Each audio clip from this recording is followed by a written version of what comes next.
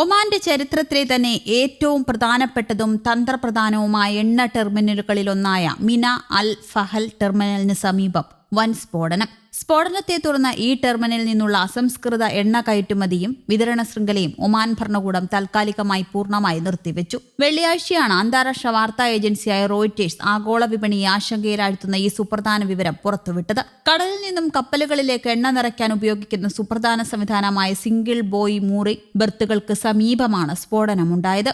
SBM-1, SBM-2 എന്നീ ബെർത്തുകൾക്കിടയിലാണ് സ്ഫോടനം നടന്നത് എന്നത് ഈ രംഗവുമായി അടുത്ത വൃത്തങ്ങൾ വ്യക്തമാക്കി. സ്ഫോടക വസ്തുക്കൾ നിറഞ്ഞ ഡ്രോൺ ഉപയോഗിച്ചുള്ള ആക്രമണമാണ് ഉണ്ടായത് എന്നാണ് പ്രാഥമിക നിഗമനം. എന്നാൽ ഈ അട്ടിമറി നീക്കം കൃത്യമായി ഏത് സമയത്താണ് നടന്നത് എന്ന കാര്യത്തിൽ ഇതുവരെ ഔദ്യോഗിക സ്ഥിരീകരണം ഉണ്ടായിട്ടില്ല.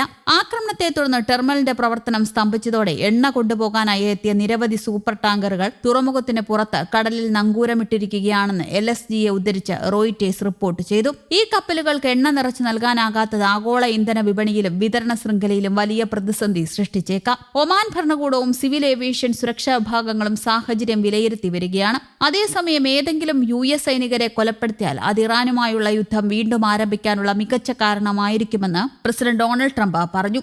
ഇസ്രയേൽ ലെബനൻ യുദ്ധം നിർണായക വഴിത്തിരിവിലേക്ക് കടക്കുന്നതായും സൂചന. ഇരു രാജ്യങ്ങളും തങ്ങളുടെ ദുർബലമായ വെടിനിർത്തൽ കരാർ പുതുക്കാൻ സമ്മതിച്ചതായാണ് റിപ്പോർട്ട്. ഈ മാസാവസാനം സമഗ്രമായ സമാധാന കരാറിലെത്തുന്നതിനായി ചർച്ചകൾ തുടരും. ഹിസ്ബുള്ളയുമായി ബന്ധപ്പെട്ട പലതരത്തിലുള്ള തർക്ക വിഷയങ്ങളും കരാറിൽ ഉൾപ്പെട്ടിട്ടുണ്ട് എന്നാണ് സൂചന. ഹിസ്ബുള്ള സായുധ ഗ്രൂപ്പിനെ വിലക്കുന്ന രീതിയിൽ ലെബനനകത്ത് സുരക്ഷാ നിയമങ്ങൾ രൂപീകരിക്കുന്നതും ഈ ഗ്രൂപ്പിനെ പിരിച്ചുവിടാൻ ആവശ്യപ്പെടുന്നതുമായ ഒരു വ്യവസ്ഥയും ഉൾപ്പെടുന്നുണ്ടെന്നാണ് സൂചന.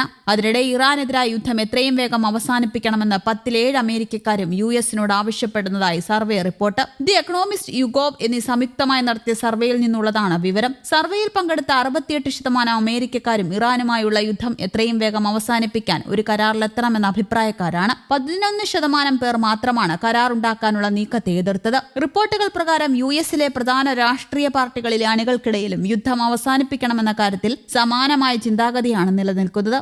ഡെമോക്രാറ്റിക് പാർട്ടി അനുകൂലികളിൽ 83%, സ്വതന്ത്ര നിലപാടുള്ളവരിൽ 73%, ഭരണകക്ഷിയായ റിപ്പബ്ലിക്കൻ പാർട്ടി അനുകൂലികളിൽ 54% യുദ്ധം നിർത്താനുള്ള ചർച്ചകളെ പിന്തുണയ്ക്കുന്നു. തുടർച്ചയായ സൈനിക ഇടപെടലുകൾ മൂലമുണ്ടാകുന്ന സാമ്പത്തിക പ്രതിസന്ധിയും ഇന്ധനവില വർധനവിനെക്കുറിച്ചുള്ള ആശങ്കകളുമാണ് അമേരിക്കൻ ജനതയെ യുദ്ധത്തിൽ നിന്ന് പിന്തിരിപ്പിക്കുന്നത്. ദീർഘകാലം നീണ്ടുനിൽക്കുന്ന ഒരു യുദ്ധം രാജ്യത്തിന്റെ സമ്പദ് വ്യവസ്ഥയെ കൂടുതൽ തകിടം മറിക്കുമെന്നാണ് സാധാരണക്കാരായ അമേരിക്കക്കാർ ഭയപ്പെടുന്നത്. യുദ്ധം അവസാനിപ്പിക്കുന്നതിനായി കഴിഞ്ഞ ദിവസം US പ്രതിനിധി സഭയും ഒരു പ്രമേയം പാസാക്കിയിരുന്നു. യുദ്ധവുമായി മുന്നോട്ടു പോവേണ്ടതില്ലെന്നും ഇറാനിൽ നിന്ന് US സൈന്യം ഉടൻ പിന്മാറണമെന്നും ആവശ്യപ്പെടുന്നതാണ് പ്രമേയം. ഇറാനെതിരായ യുദ്ധ നടപടികൾക്ക് നിയന്ത്രണം ആവശ്യപ്പെട്ട വാർ പവേഴ്സ് റെസൊല്യൂഷൻ പ്രമേയമാണ് പാസാക്കിയത്. കോൺഗ്രസിന്റെ അനുമതിയില്ലാതെ യുദ്ധം തുടരുകയെന്നതാണ് ട്രംപ് ഭരണകൂടത്തോട് സഭയുടെ നിർദ്ദേശം. 208-നെതിരെ 215 വോട്ടുകൾക്കാണ് പ്രമേയം പാസ്സായിരിക്കുന്നത്. ട്രംപിന്റെ റിപ്പബ്ലിക്കൻ പാർട്ടിയിലുള്ള 4 പ്രതിനിധികളും പ്രമേയത്തെ അനുകൂലിച്ച് വോട്ട് രേഖപ്പെടുത്തിയിട്ടുണ്ട്. പ്രമേയം ഇനി സെനറ്റിന്റെ പരിഗണനയ്ക്ക് വയ്ക്കും. ഇറാനുമായുള്ള സംഘർഷം ആരംഭിച്ച് 3 മാസങ്ങൾക്ക് ശേഷമാണ് ട്രംപിന്റെ സൈനിക നയങ്ങൾക്കെതിരെ